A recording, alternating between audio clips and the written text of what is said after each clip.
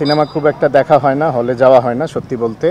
But আমি thanks জানাই এরকম মার্কেটে এরকম একটা পজিশনে যে প্রডিউসাররা ছবি বানাচ্ছেন, যে ডিরেক্টররা এগিয়ে এসে ছবি বানাচ্ছেন, এটা অনেক দুঃসাহসিক ব্যাপার। ওদেরকে থ্যাঙ্কস দিতে হয়, ওদের সাহসের প্রেইজ করতে হয়, because they are coming forward.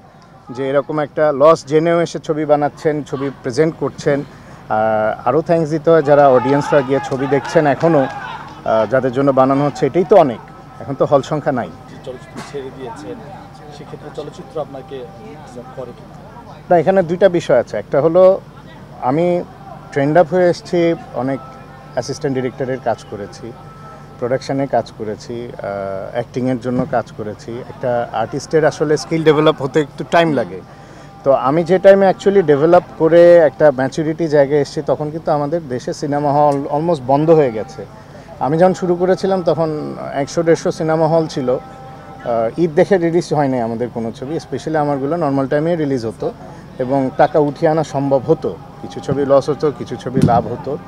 R basically শিল্পী হতে হলে শৈল্পিক জিনিস শিখে আসতে হয়। আমি তো রাজনীতি শিখে আসি নাই, তো রাজনীতি করতে পারি নাই হয়তো, এই কারণে হয়তো আমি ইন্ডাস্ট্রিতে সাস্টেন করতে পারি নাই। এটা আমার পার্সোনাল ওপিনিয়ন অ্যাকচুয়ালি।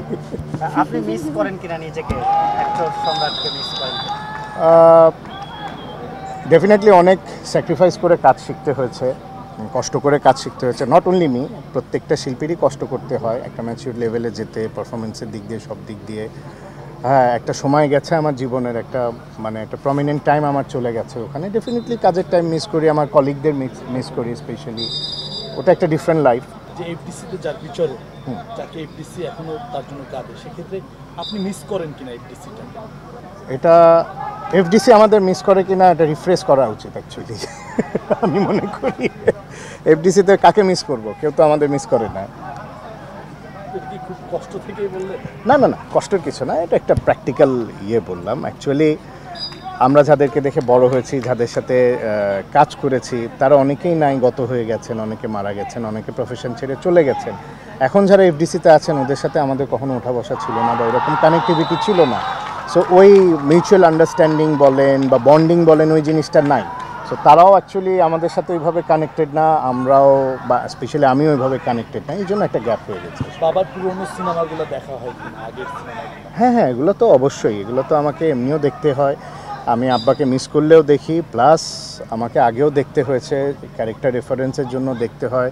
তখনকার মেকিং কেমন ছিল, আর্টিস্টদের পারফরমেন্স কেমন ছিল, স্পেশালি বাবা কিভাবে নায়করাজ হয়েছেন, কী ছিল তার কাজের পরিধি, এগুলো তো আমাকে জানতে হয়, স্টাডি করতে হয়, এই জন্য দেখা হয়। নতুনদের কাজ, ইয়াংদের কাজ দেখা হয় কিনা?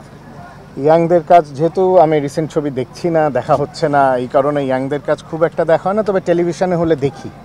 আমরা সবাই তো শিল্পী, কেউ নায়কের ভূমিকায় অ্যাক্টিং করে, কেউ নেগেটিভ রোল করে। তো অ্যাকচুয়ালি রাজনীতিটা ঢুকে গেলে যেটা সবচেয়ে খারাপ হয়, এটা আমার পার্সোনাল পয়েন্ট অফ ভিউ, আমি বলি যে একজন আমরা আরেকজনকে দোষারোপ করতে থাকি, খারাপ বলতে থাকি, এটা আসলে কাম্য না। এন্ড অফ দ্য ডে আমরা তো সবাই কালিগ, একসাথে কাজ করব। তো এই কারণে রাজনীতিটা আসলে হাজারো শিল্পী তো শিল্পী রাজনীতি করবে কেন?